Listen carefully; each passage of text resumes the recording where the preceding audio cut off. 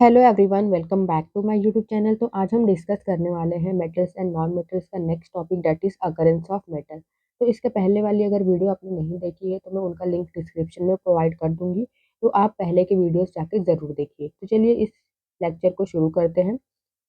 तो occurrence of metal यानी कि जो मेटल्स होते हैं वो कहाँ से अराइज होते हैं, कहाँ से हमें मिलते हैं। तो जितने भी मेटल्स होते हैं वो अर्थ क्रस्ट से मिलते हैं। जो अर्थ क्रस्ट होता है अर्थ के अंदर से पाए जाते हैं। तो मेटल्स दो स्टेट में पाए जाते हैं, या तो वो फ्री स्टेट में पाए जाते हैं या कंपाउंड स्टेट में पाए जाते हैं। फ्री स्टेट का मतलब क्या होता है? अकेले, या तो वो अकेले पाए जाएंगे या तो वो किसी और के साथ कंबाइन करके कंपाउंड के फॉर्म में मिलते हैं। तो देख लेते हैं, यहाँ पर लिखा हुआ है पॉइंट्स। तो फ्री स्टेट का पॉइंट देख लेते हैं। These metals are found alone in uncombined form. तो ये ऐसे मेटल होते हैं जो अकेले पाए जाते हैं अनकम्बाइंड फॉर्म में। Metals that are found lower in the reactivity series and are less reactive are generally found in the native और free state। तो मेटल्स जो रिएक्टिविटी सीरीज में नीचे प्रेजेंट होते हैं और वो लेस रिएक्टिव होते हैं, वो पाए जाते हैं नेटिव स्टेट में यानी कि फ्री स्टेट में। जैसे एग्जांपल हो गया सिल्वर, गोल्ड, प्लैटिनम। तो ये कैसे पाए जाते हैं? ये अकेले पाए जाते हैं, फ्री स्टेट में पाए जाते हैं। वहीं अगर हम बात करें कंबाइंड स्टेट की, these metals is combining with something, that means that metal is forming a compound with something. मतलब कि कंबाइंड स्टेट मतलब क्या कि ये ऐसे मेटल होते हैं जो किसी और के साथ कंबाइन करते हैं और कंपाउंड फॉर्म करते हैं। तो कौन से मेटल होते हैं जो कंपाउंड फॉर्म करते हैं? Only those metals can form compound that are reactive. तो वो मेटल जो बहुत ही ज्यादा रिएक्टिव होते हैं वही क्या करते हैं? किसी और के साथ मिलकर कंपाउंड फॉर्म करते हैं। तो वो कौन से मेटल हैं? तो रिएक्टिविटी सीरीज में जो ऊपर के मेटल होते हैं जो सबसे ज्यादा रिएक्टिव होते हैं वही क्या करते हैं? कंपाउंड फॉर्म करते हैं। जैसे सोडियम हो गया, मैग्नीशियम हो गया। तो ये क्या करते हैं? किसी और के साथ कंबाइन करते हैं और कंपाउंड फॉर्म करते हैं। Then next, there are some metals which are neither very reactive nor very less reactive. So those metals are found in combined state as well as in free state। तो ऐसे metal जो ना ही ज़्यादा reactive होते हैं ना ही less reactive होते हैं, वो मेटल दोनों स्टेट में पाए जाते हैं, कंबाइंड स्टेट में as well as in free state. मतलब कि जो मिडल रिएक्टिविटी सीरीज में जो बीच के मेटल्स होते हैं ना, medium reactive metal, moderate reactive metal, वो दोनों ही स्टेट में पाए जाते हैं। देन नेक्स्ट अब हम समझेंगे मेटल्स की एक्सट्रैक्शन से रिलेटेड कुछ term.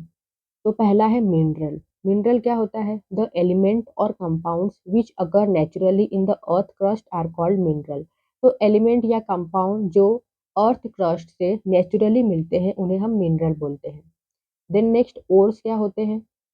Minerals that contain very high percentage of particular metal and the metal can be profitably extracted from it, such minerals are called ores। तो ऐसे मिनरल जिनमें मेटल हाई परसेंटेज में present होते हैं, उन metal को हम अपने प्रॉफिट के लिए एक्सट्रैक्ट करते हैं, तो उन्हें बोला जाता है ore. Such minerals are called ores. Then gangue. अब गैंग क्या होता है? तो गैंग मतलब बेसिकली इम्प्यूरिटीज। मतलब जो ओर्स है, ओर्स में क्या होता है? इम्प्यूरिटीज होती है, तो उन्हें ही हम बोलते हैं गैंग। देखिए, ores are usually contaminated with large amount of impurities. जो ओर्स होते हैं उसमें क्या होता है? लार्ज अमाउंट ऑफ इम्प्यूरिटीज होती है। जैसे सॉइल हो गया, सैंड हो गया। तो ये सारी जो इम्प्यूरिटीज होती है इन्हें ही हम बोलते हैं गैंग। देन नेक्स्ट अब हम डिस्कस करेंगे extraction of metals from ores. Ores से मेटल को कैसे एक्सट्रैक्ट किया जाता है? तो यहाँ पर 3 स्टेप्स हैं। पहला है एनरिचमेंट ऑफ ओर्स। सबसे पहले हम क्या करेंगे? जो ओर्स है, ओर्स में क्या होते हैं? गैंग भी होते हैं, इम्प्यूरिटीज होती है। तो सबसे पहले हम क्या करेंगे? इम्प्यूरिटीज को निकालेंगे। उसके बाद सेकेंड स्टेप है एक्सट्रैक्शन ऑफ मेटल। मेटल की एक्सट्रैक्शन करेंगे। मतलब मेटल कैसे होते हैं? कुछ मेटल्स हाई रिएक्टिव होते हैं, कुछ लो रिएक्टिव होते हैं, कुछ मीडियम रिएक्टिव होते हैं। तो उन मेटल को हम कैसे डिफरेंट डिफरेंट मेटल को एक्सट्रैक्ट करेंगे। देन जब आप मेटल को एक्सट्रैक्ट कर लोगे तो वो जो मेटल होता है वो पूरी तरीके से प्योर नहीं होता, इसीलिए हम थर्ड स्टेप करते हैं, that is refining of metals. उस मेटल को हम क्या करते हैं? रिफाइन करते हैं। ठीक है, मतलब उसको हम प्योर करते हैं। तो चलिए वन बाय वन करके हम इन स्टेप्स को डिस्कस करेंगे। तो पहला स्टेप क्या है, enrichment of ores. It is the process of removing gang from ores. तो ये एक प्रोसेस है, इसमें हम क्या करते हैं, जो ओर्स है ओर्स में से हम क्या करते हैं, गैंग को निकालते हैं। इसी प्रोसेस को हम बोलते हैं एनरिचमेंट ऑफ ओर्स। तो गैंग को निकालने के लिए ये जो ओर्स है, ओर्स में से गैंग को हम बहुत सारे तरीके से निकाल सकते हैं। तो यहाँ पर कुछ मेथड है। These techniques or method are used in this process, जैसे hydraulic washing, magnetic separation, froth flotation, chemical separation और लीचिंग। तो ये सारे जो मेथड है, इनसे हम क्या कर सकते हैं, जो ओर से उसमें से हम इम्प्यूरिटीज को निकालते हैं। देन सेकेंड स्टेप क्या था, एक्सट्रैक्शन ऑफ मेटल। मेटल को कैसे एक्सट्रैक्ट करेंगे, तो सबसे पहले हम उस मेटल का एक्सट्रैक्शन करेंगे जो रिएक्टिविटी सीरीज में नीचे प्रेजेंट होते हैं। Extracting metal low in the reactivity series और एक्टिविटी सीरीज। रिएक्टिविटी सीरीज में जो लिस्ट रिएक्टिव मेटल होते हैं, लो रिएक्टिव मेटल होते हैं, उसको किस तरीके से हम एक्सट्रैक्ट करेंगे, तो सबसे पहले यही डिस्कस करेंगे। तो these metals are very unreactive. तो जो लो रिएक्टिव मेटल होते हैं, नीचे प्रेजेंट होते हैं रिएक्टिविटी सीरीज में, वो कैसे होते हैं, बहुत ही ज्यादा अनरिएक्टिव होते हैं। The oxides of these metals can be reduced by heating alone. तो वो जो मेटल के जो ऑक्साइड्स होते हैं, उनको हम रिड्यूस कर सकते हैं हीट कर कर। तो यहाँ पर हमने देखिए एग्जांपल लिया है, मर्क्यूरी एक्सट्रैक्ट फ्रॉम सिनाबार। तो हम क्या करने वाले हैं, मर्क्यूरी को एक्सट्रैक्ट करने वाले हैं। कैसे एक्सट्रैक्ट करेंगे, मर्क्यूरी कैसा है, ये लो रिएक्टिव मेटल है, नीचे साइड में प्रेजेंट होता है। जो रिएक्टिविटी सीरीज होती है उसमें नीचे के साइड प्रेजेंट होता है। ये कैसा होता है, लो रिएक्टिव मेटल है। तो यहाँ पर ये जो मर्क्यूरी है ना, ये सल्फाइड के फॉर्म में प्रेजेंट होता है। तो कोई भी मेटल है जो सल्फाइड ओर के फॉर्म में प्रेजेंट हो या कार्बोनेट ओर के फॉर्म में प्रेजेंट हो, तो सबसे पहले हम क्या करते हैं कि वो जो ओर्स है, सल्फाइड ओर है या कार्बोनेट ओर है, उनको हम कन्वर्ट करते हैं मेटल ऑक्साइड में, क्योंकि मेटल ऑक्साइड से मेटल बनाना बहुत ही आसान होता है। तो यहाँ पर क्या है, यहाँ पर है मर्क्यूरी ऑक्साइड। इसमें से हमें क्या करना है, मर्क्यूरी को एक्सट्रैक्ट करना है। तो मर्कुरी सल्फाइड को हम सिनेबार भी बोलते हैं। तो कैसे करेंगे, अब ये सल्फाइड और है ना, मर्क्यूरी सल्फाइड है, तो सबसे पहले इसे हम कन्वर्ट करेंगे मेटल ऑक्साइड में। तो मेटल ऑक्साइड में कन्वर्ट करने के लिए हम यहाँ पर प्रोसेस यूज करते हैं रोस्टिंग। सल्फाइड के लिए, अगर सल्फाइड और है तो सल्फाइड और के लिए हम प्रोसेस यूज करेंगे रोस्टिंग। रोस्टिंग में क्या करते हैं कि ये जो मर्क्यूरिक ऑक्साइड है, इसको हम ऑक्सीजन के प्रेजेंस में हीट करते हैं। तो यहाँ पर फॉर्म होता है मेटल ऑक्साइड, और यहाँ पर सल्फर डाइऑक्साइड बाहर निकल गया। तो यहाँ पर हमें मिल गया है क्या, मेटल ऑक्साइड। अब मेटल ऑक्साइड मिल गया है, तो अब इजीली हम इसको क्या कर सकते हैं, इसको हम हीटिंग करेंगे, तो यहाँ पर हमें मिल जाएगा मेटल, और ऑक्सीजन बाहर निकल जाएगा। ऐसे ही जो कॉपर सल्फाइड होता है, तो कॉपर को हमें एक्सट्रैक्ट करना है। तो सबसे पहले यहाँ पर हम इसे मेटल ऑक्साइड बनाएंगे। तो मेटल ऑक्साइड बनाने के लिए हम प्रोसेस यूज करते हैं रोस्टिंग। तो रोस्टिंग में क्या होता है, ऑक्सीजन के प्रेजेंस में कॉपर सल्फाइड को जब हम हीट करेंगे, तो यहाँ पर हमें मिल जाएगा metal oxide, that is copper oxide. अब यहाँ पर हमने कॉपर ऑक्साइड ले लिया है। अब इसमें हम ऐड कर देंगे कॉपर सल्फाइड को, और इसे हीट करेंगे तो हमें मिल जाएगा copper. Then next, extracting metals middle in the reactivity series. तो जो रिएक्टिविटी सीरीज में मिडल में मेटल प्रेजेंट होते हैं, उनको हम कैसे एक्सट्रैक्ट करते हैं। तो these metals usually present as sulphide और कार्बोनेट ओर्स। तो ये जो मेटल्स होते हैं, जो बीच में प्रेजेंट होते हैं रिएक्टिविटी सीरीज के, वो सल्फाइड या कार्बोनेट ओर के फॉर्म में प्रेजेंट होते हैं। It is easier to obtain metal from their oxide. तो मैंने पहले ही एक्सप्लेन किया है कि बहुत ही ज़्यादा आसान होता है उनके ऑक्साइड से मेटल को ऑब्टेन करना। तो अब यहाँ पर देखिए, सल्फाइड और कार्बोनेट और, तो जो रिएक्टिविटी सीरीज में मिडल में प्रेजेंट होते हैं मेटल, वो यूजुअली सल्फाइड ओर्स होते हैं या कार्बोनेट ओर्स होते हैं। तो अगर सल्फाइड ओर्स है, तो हम क्या करेंगे, हम रोस्टिंग करेंगे। मतलब कि सल्फाइड ओर्स को हम सबसे पहले कन्वर्ट करेंगे मेटल ऑक्साइड में हीट कर कर ऑक्सीजन के प्रेजेंस में। तो यहाँ पर हमने लिखा हुआ है रोस्टिंग मतलब क्या, the sulphide ores are converted into metal oxide by heating strongly in presence of oxygen, उसे हम रोस्टिंग बोलते हैं। अगर कार्बोनेट ओर्स है तो उसका हम करेंगे कैल्सिनेशन। कैल्सिनेशन में क्या करते हैं, जो कार्बोनेट ओर्स है उसको हम ऑक्सीजन के एब्सेंस में हीट करते हैं। ऑक्सीजन के एब्सेंस में उसे हीट करते हैं तो हमें मिलता है ऑक्साइड। तो यहाँ पर रिएक्शन लिया है हमने हमने यहाँ पर लिया है सल्फाइड और दैट इज जिंक सल्फाइड। अभी जिंक सल्फाइड को हमें क्या करना है, मेटल ऑक्साइड में कन्वर्ट करना है। तो हम रोस्टिंग करेंगे तो ऑक्सीजन के प्रेजेंस में जब इसे हम हीट करेंगे तो हमें मिला मेटल ऑक्साइड। तो यहाँ पर हमने लिया है कार्बोनेट और दैट इज जिंक कार्बोनेट। तो इसको जब हम ऑक्सीजन के एब्सेंस में हीट करेंगे तो हमें मिलेगा metal oxide that is zinc oxide. तो now we get metal oxide by the process roasting और कैल्सिनेशन। तो यहाँ पर आप देख सकते हो हमें मेटल ऑक्साइड मिला है। कौन से प्रोसेस से, रोस्टिंग और कैल्सिनेशन से हमें यहाँ पर मेटल ऑक्साइड मिल गया है। अब मेटल ऑक्साइड से मेटल बनाना बहुत ही ज़्यादा आसान होगा। तो नेक्स्ट स्टेप है reduction of metal oxide to metal. अब हम मेटल ऑक्साइड से मेटल बनाएंगे बाय रिडक्शन। तो रिडक्शन मतलब क्या होता है, मतलब कि हम ऑक्सीजन को रिमूव करेंगे। जो कंपाउंड है मेटल ऑक्साइड उसमें से हम क्या करेंगे, ऑक्सीजन को रिमूव करेंगे। तो for reduction we uses some reducing agent.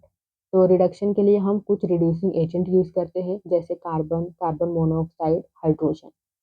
तो हमें रोस्टिंग और कैल्सिनेशन से क्या मिला था, मेटल ऑक्साइड मिला था जिंक ऑक्साइड। तो अब इसका हम करेंगे रिडक्शन। तो यहाँ पर हमने रिड्यूसिंग एजेंट ऐड किया है कार्बन। तो यहाँ पर देखिए, यहाँ पर फॉर्म हुआ है जिंक। यहाँ पर जिंक ऑक्साइड था तो जिंक ऑक्साइड में से ऑक्सीजन यहाँ पर कार्बन के साथ चला गया है। तो यहाँ पर क्या हुआ, यहाँ पर रिडक्शन हुआ है। तो यहाँ पर हमें मिला है zinc. Then next is extracting metals top in the reactivity series. तो रिएक्टिविटी सीरीज में जो मेटल्स ऊपर के साइड प्रेजेंट होते हैं, टॉप में प्रेजेंट होते हैं, उनका एक्सट्रैक्शन कैसे करते हैं।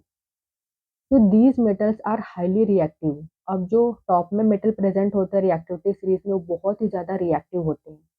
These are not reduce with reducing agent. अब रिड्यूसिंग एजेंट से इनको हम रिड्यूस नहीं कर सकते क्योंकि वो बहुत ही ज़्यादा रिएक्टिव होते हैं। These metals are extracted by electrolytic reduction from their molten state. तो उन मेटल को हम एक्सट्रैक्ट करते हैं by the process electrolytic reduction. Electrolytic मतलब क्या, इलेक्ट्रिसिटी पास करते हैं from their molten state. Molten state मतलब क्या, कि लिक्विड फॉर्म में जो जो भी कंपाउंड होगा वो मोल्टेन स्टेट में होगा। ठीक है, पिघली हुई अवस्था में होगी तो उससे हम क्या करेंगे, इलेक्ट्रिसिटी को पास करेंगे और मेटल को एक्सट्रैक्ट करते हैं। तो चलिए यहाँ पर एग्जांपल भी हमने लिया हुआ है। तो extraction of sodium from sodium chloride. अब यहाँ पर हमने लिया है NaCl, इससे हमें सोडियम को एक्सट्रैक्ट करना है। तो कैसे करेंगे, तो ये जो NaCl है वो सॉलिड के फॉर्म में होता है। तो सबसे पहले इसे हम मोल्टन स्टेट में कन्वर्ट करेंगे, इसको हम पिघलाएंगे, लिक्विड फॉर्म में कन्वर्ट करेंगे। तो यहाँ पर हमने देखिए लिया है, एक बीकर लिया है और इसमें हमने NaCl का सोल्यूशन डाल दिया। ये जो सॉलिड फॉर्म में था NaCl, उसको हमने पिघलाकर लिक्विड फॉर्म में कन्वर्ट करके यहाँ पर बीकर में हमने ले लिया है। और यहाँ पर देखिए, यहाँ पर दो इलेक्ट्रोड है। तो यहाँ पर ये जो इलेक्ट्रोड है, जो बैटरी के पॉजिटिव टर्मिनल से कनेक्ट है, इसे हम बोलते हैं एनोड। और जो इलेक्ट्रोड बैटरी के नेगेटिव टर्मिनल से कनेक्टेड होता है उसे हम कैथोड बोलते हैं। तो यहाँ पर अब हम क्या करेंगे, स्विच ऑन करेंगे, इलेक्ट्रिसिटी को पास करेंगे। जब हम स्विच ऑन करेंगे तो यहाँ से इलेक्ट्रिसिटी पास होगा। तो ये जो सोल्यूशन है, यहाँ पर क्या NaCl है, हमने NaCl लिया है। तो NaCl में जो बॉन्ड होता है वो क्या होता है, वो ब्रेक होता है। और जब बॉन्ड ब्रेक होगा तो क्या हो जाता है, Na प्लस चार्ज आ जाता है और Cl नेगेटिव चार्ज आ जाता है। सोडियम क्या करता है, अपना एक इलेक्ट्रॉन क्लोरीन को दे देता है और अपने ऊपर पॉजिटिव चार्ज बना लेता है। क्लोरीन एक इलेक्ट्रॉन एक्सेप्ट कर कर नेगेटिव चार्ज बना लेता है। तो यहाँ पर क्या है, कैथोड क्या होता है, नेगेटिव होता है। तो जो सोडियम है वो कहाँ पर होगा, कैथोड पर डिपॉजिट होगा। अपोजिट चार्ज क्या करते हैं, अट्रैक्ट करते हैं। तो यहाँ पर Na प्लस चार्ज है तो ये कैथोड क्या होता है, नेगेटिव चार्ज, तो यहाँ पर जाएगा, कैथोड पर डिपॉजिट हो जाएगा। और जो क्लोरीन है क्लोरीन नेगेटिव चार्ज है तो एनोड क्या होता है, पॉजिटिव होता है, तो ये एनोड के ऊपर जाएगा और यहाँ से क्लोरीन गैस लिबरेट होगा, बाहर निकल जाएगा। तो इस तरीके से जो सोडियम है वो कैथोड पर हमें मिलता है। Then next step 3। तो स्टेप 3 में क्या करना है, मेटल को रिफाइन करेंगे। स्टेप 2 में हमने क्या किया था, मेटल को एक्सट्रैक्ट किया है। तो वो जो मेटल्स हमने एक्सट्रैक्ट किया है वो पूरी तरीके से प्योर नहीं है, उसमें अभी भी कुछ इम्प्योरिटीज है, इसलिए उसको हम क्या करेंगे, रिफाइन करेंगे, उसको प्योर बनाएंगे। तो metal extracted from various methods contains some impurities, thus they are required to be refined। तो जो भी मेटल एक्सट्रैक्ट किया है हमने, उसमें क्या है, उसमें अभी भी कुछ इम्प्योरिटीज है, उसको हमें क्या करना है, रिफाइन करना है। तो most of the metals are refined using electrolytic refining. तो जो मेटल्स होते हैं उसको हम रिफाइन करेंगे by the process electrolytic refining. Electrolytic मतलब क्या, इलेक्ट्रिसिटी हम पास करेंगे। तो सबसे पहले हम देख लेते हैं यहाँ पर क्या लिखा हुआ है, फिर हम डायग्राम से समझेंगे इसे। तो एक बीकर लेते हैं हम, और बीकर में 2 इलेक्ट्रोड लगाते हैं। इलेक्ट्रोड पर हम लेते हैं इम्प्योर कॉपर, और कैथोड पर हम लेते हैं thin strip of pure copper. Pure copper की पतली स्ट्रिप हम किस पर लेते हैं, कैथोड पर, और इम्प्योर कॉपर एनोड पर। और इलेक्ट्रोलाइट, इलेक्ट्रोलाइट क्या लेंगे, जो सॉल्यूशन होगा वो किसका होगा, तो solution of acidified copper sulphate. अब यहाँ पर हमने कॉपर लिया है तो इसी का सॉल्ट सॉल्यूशन हमें लेना है, तो यहाँ पर हमने लिया है कॉपर सल्फेट। तो अब क्या करेंगे, जब आप स्विच ऑन करोगे तो इलेक्ट्रिसिटी पास होगा। तो passing the current through electrolyte, the impure metal from anode dissolve into the electrolyte. जब हम इलेक्ट्रिसिटी पास करेंगे तो जो इम्प्योर मेटल है एनोड पर, वो क्या होगा, इलेक्ट्रोलाइट में डिजॉल्व होगा, और equivalent amount of pure metal from electrolyte deposited at cathode. और जो equivalent amount of pure metal है वो क्या होगा, इलेक्ट्रोलाइट से कैथोड पर डिपॉजिट हो जाएगा। Then next the insoluble impurities settle down at bottom of the anode and is called anode mud।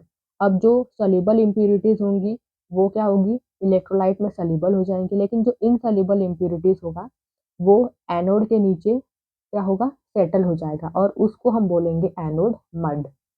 तो अब ये तो हमने एक्सप्लेनेशन देखी, अब हम डायग्राम की मदद से इसको समझते हैं कि कैसे मेटल को हम रिफाइन करते हैं, कैसे बीकर में सॉल्यूशन लेंगे, इलेक्ट्रोड लगाएंगे, कैसे इलेक्ट्रिसिटी पास होगी, तो कैसे कैथोड पर प्योर कॉपर हमें मिलेगा।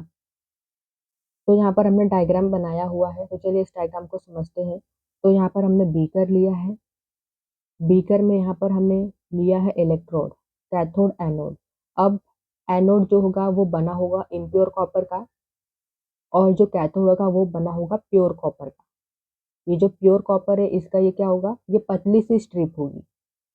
ये जो कैथोड प्योर कॉपर की बनी है ये इसकी पतली स्ट्रिप होगी, और ये वाली मोटी होगी। अब यहाँ से यहाँ पर बैटरी कनेक्टेड है, बैटरी का जो पॉजिटिव टर्मिनल है वो कनेक्टेड है एनोड से, और नेगेटिव टर्मिनल कनेक्टेड है कैथोड से। और यहाँ पर हमने इलेक्ट्रोलाइट लिया, इलेक्ट्रोलाइट कौन सा लेना है, तो जिस मेटल की रिफाइनिंग कर रहे हो आप उसी मेटल का सॉल्ट सोल्यूशन लेना है। तो यहाँ पर हम कॉपर की रिफाइनिंग कर रहे हैं, इसीलिए कॉपर का सॉल्ट सोल्यूशन लेना है, तो यहाँ पर हमने इलेक्ट्रोलाइट लिया है कॉपर सल्फेट। अब देखिए जब स्विच ऑन करोगे आप तो करंट पास होगा, तो एनोड बना है किसका, इम्प्योर कॉपर का। तो यहाँ पर क्या है, यहाँ पर कॉपर है, तो एनोड शो करता है ऑक्सीडेशन। ऑक्सीडेशन मतलब क्या होता है, लॉस ऑफ इलेक्ट्रॉन। तो यहाँ पर ये जो कॉपर है वो अपने 2 इलेक्ट्रॉन लूज करेगा, 2 इलेक्ट्रॉन लूज करेगा। और जब कोई भी मेटल अपने इलेक्ट्रॉन लूज करता है तो उस मेटल के ऊपर पॉजिटिव चार्ज आ जाता है। तो ये कॉपर 2 इलेक्ट्रॉन लूज कर रहा है, इसलिए इसके ऊपर क्या आ जाएगा, 2 प्लस चार्ज आ जाएगा। और ये जो Cu2 प्लस है ना, ये जो कॉपर है Cu2 प्लस, ये आ जाएगा किसमें, इस इलेक्ट्रोलाइट में, इस सोल्यूशन में आ जाएगा। और जो 2 इलेक्ट्रॉन लूज हुआ है वो यहाँ से ट्रेवल करते करते कैथोड पर आ जाएगा। अब यहाँ पर ये जो Cu2 प्लस है सॉल्यूशन में आ गया है, तो अब यहाँ से ये किस पे डिपॉजिट होगा, कैथोड पर। और यहाँ से जो 2 इलेक्ट्रॉन आया है, ठीक है, एनोड से जो 2 इलेक्ट्रॉन लूज हुआ है यहाँ से ट्रेवल करके कैथोड पर आ गया है, तो ये Cu2 plus plus 2 electron combine हो जाएंगे और यहाँ पर बनेगा प्योर कॉपर। तो इसी तरीके से यहाँ पर जितने भी कॉपर है Cu2 प्लस यहाँ पर आ जाएंगे सॉल्यूशन में और सभी डिपॉजिट हो जाएंगे कैथोड पर और इलेक्ट्रॉन के साथ कंबाइन करके क्या बना लेंगे, Cu प्योर कॉपर। तो जब सारे कॉपर डिपॉजिट होते हैं कैथोड पर तो ये जो एनोड की मोटी स्ट्रिप थी ना, ये पतली होती जाएगी और ये मोटा होता जाएगा। तो यहाँ पर रिएक्शन के फॉर्म में भी हमने लिखा है एट एनोड यहाँ पर कॉपर है, तो कॉपर ने 2 इलेक्ट्रॉन लूज किए हैं तो कॉपर के ऊपर आ गया 2 प्लस चार्ज। अब यहाँ पर कैथोड कैथोड पर क्या गया, Cu2 प्लस गया, डिपॉजिट हुआ और यहाँ से 2 इलेक्ट्रॉन आया था तो Cu2 प्लस प्लस 2 इलेक्ट्रॉन, तो यहाँ पर आ गया कॉपर, प्योर कॉपर। देन अब यहाँ पर नेक्स्ट हम बात करेंगे इम्प्यूरिटीज की। अब इसमें इम्प्यूरिटीज भी है, तो जो सॉल्युबल इम्प्यूरिटीज होगा वो इस इलेक्ट्रोलाइट में, इस सॉल्यूशन में सॉल्युबल हो जाएगा, घुल जाएगा, लेकिन जो इनसॉल्युबल इम्प्यूरिटीज होगा वो कहाँ पर आएगा, ये जो एनोड है ना इसके नीचे यहाँ पर सेटल डाउन हो जाएगा। इसे हम बोलते हैं एनोड मड। एनोड के नीचे यहाँ पर सेटल डाउन हो गया इसलिए हम एनोड मड बोलते हैं, एनोड की मिट्टी। तो इस तरीके से मेटल को रिफाइन किया जाता है। आई होप कि आपको ये टॉपिक समझ में आया हो। वीडियो अच्छी लगी है तो वीडियो को लाइक कीजिए, शेयर कीजिए और हमारे चैनल को सब्सक्राइब कर दीजिए। Thank you so much for watching this video.